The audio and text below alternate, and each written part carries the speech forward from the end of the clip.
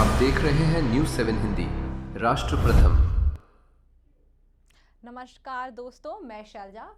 आज मैं फिर से आ गई हूँ एक और क्लासिक मूवी को आप तक पहुँचाने, बहुत सारी अननोन फैक्ट्स के बारे में बात करने। आज हम आपको लेकर चलेंगे भारतीय सिनेमा की उस ऐतिहासिक यात्रा पर जिसने न सिर्फ फिल्मों की दिशा बदली बल्कि भारत की छवि को पूरी दुनिया में एक नई पहचान दी। जी हाँ, मैं बात कर रही हूँ मदर इंडिया की। 1957 में रिलीज हुई यह फिल्म सिर्फ एक ब्लॉकबस्टर नहीं थी, बल्कि उस समय उस दौर के भारत की आत्मा थी। आज़ादी के बाद का संघर्ष, गरीबी, नैतिकता और एक माँ का अटूट साहस, इन सब से इस फिल्म ने इतनी गहराई से दिखाया कि यह हमेशा के लिए अमर होगी। अगर मैं इस कहानी के प्रभाव के बारे में बात करूं तो फिल्म की कहानी राधा के इर्द गिर्द घूमती है, जो हर मुश्किल के बावजूद अपने सिद्धांतों से समझौता नहीं करती। चाहे गरीबी हो, सूखा हो या सामाजिक दबाव, राधा हर चुनौती का सामना करती है।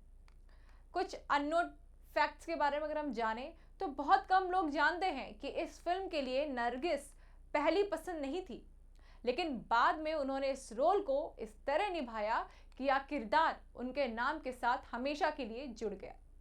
फिल्म के लिए इस्तेमाल किए गए कई सेट्स असली गांव से बनाए गए थे ताकि कहानी और भी वास्तविक लगे। उस समय फिल्म का कुल बजट लगभग 60 लाख रुपए था, जो उस दौर के हिसाब से बहुत बड़ी रकम मानी जाती है। फिल्म की शूटिंग कई सालों तक चली क्योंकि निर्देशक महबूब खान हर सीन को परफेक्ट बनाना चाहते थे।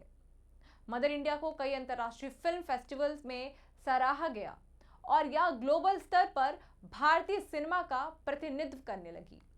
दिलचस्प और कम सुनी गई बातें, नरगिस जो उस समय रोमांटिक रोल्स के लिए जानी जाती थी, उन्होंने इस फिल्म में एक उम्रदराज माँ का किरदार निभाकर सबको चौंका दिया।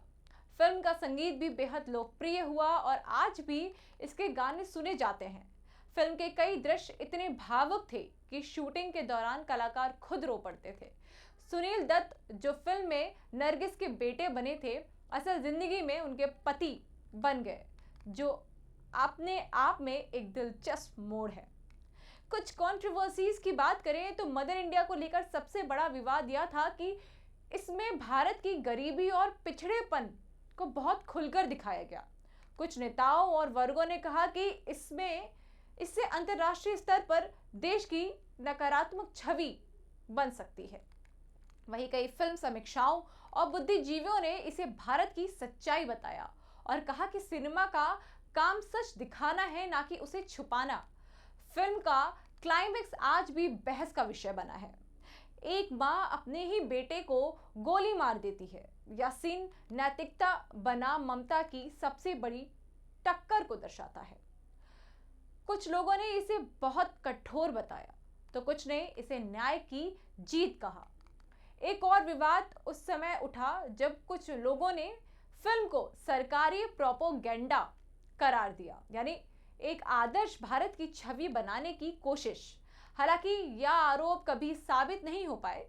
फिल्म के शीर्षक मदर इंडिया को लेकर भी चर्चा हुई क्योंकि इसे कुछ लोगों ने राष्ट्रवाद के प्रतीक के रूप में देखा, जबकि कुछ ने इसे सिर्फ एक सिनेमाई अभिव्यक्ति माना। अगर हम ये जाने कि इस फिल्म से हमें संदेश क्या मिलता है, क्या फायदा है इस फिल्म को देखने का और क्या लोगों को इस फिल्म के बारे में देखने के बाद मिला, तो मैं आपको बता दूं, मदर इंडिया हमें सिर्फ एक कहानी नहीं सुनाती, बल्कि यह सवाल छोड़ जाती है, क्या कर्तव्य रिश्ते से ऊपर हो सकता है? क्या सही के लिए अपने ही खून का बलिदान देना जायज है? आज इतने सालों बाद भी मदर इंडिया सिर्फ एक फिल्म नहीं बल्कि एक भावना, एक विचारधारा है, जो आज भी भारतीय सिनेमा का, हम कह सकते हैं, एक गोल्डन पीरियड रहा है, जहां पे मदर इंडिया जैसी फिल्में आज भी लोग पसंद करते हैं। मैं फिर से लौटूंगी एक नई फिल्म के साथ, एक नई क्लासिक मूवी के साथ, बहुत सारी बातें करने। तब तक के लिए देखते रहिए न्यूज़ 7 हिंदी।